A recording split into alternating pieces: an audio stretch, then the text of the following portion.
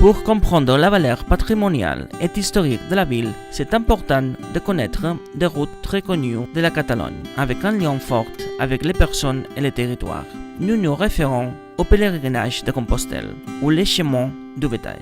Le pèlerinage de Compostelle est un chemin culturel de pèlerinage qui permet d'aller de bout à bout de la péninsule ibérique, du Cap de Creus au Cap Finistère.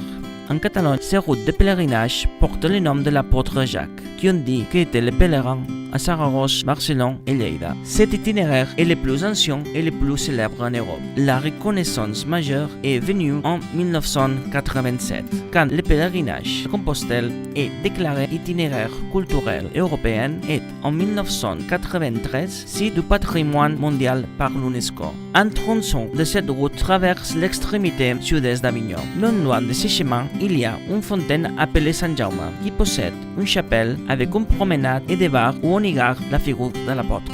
Un autre des chemins importants de notre pays qui traverse également la ville d'Avignon est le chemin central de la route de la transhumance, une partie des chemins de bétail les plus importants de la Catalogne, qui reliait Poblet et Carly dans les Cerdagne françaises, et par où les troupeaux des monastères cisterciens passaient.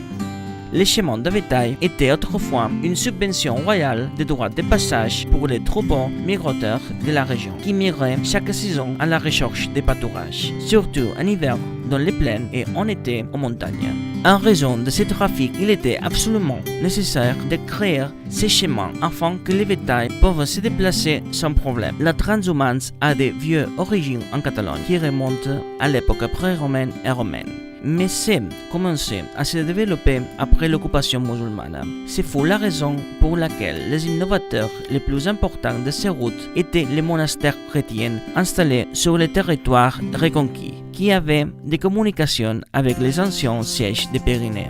Les grands monastères étaient celles de Santa Maria de Poblet et Santes Creus, dans la plaine, Ripoll et Sant Joan de les Abadesses, dans les Pré-Pyrénées, et Sant Martí del Canigó et Sant Miquel de Cuixà, dans les Pyrénées.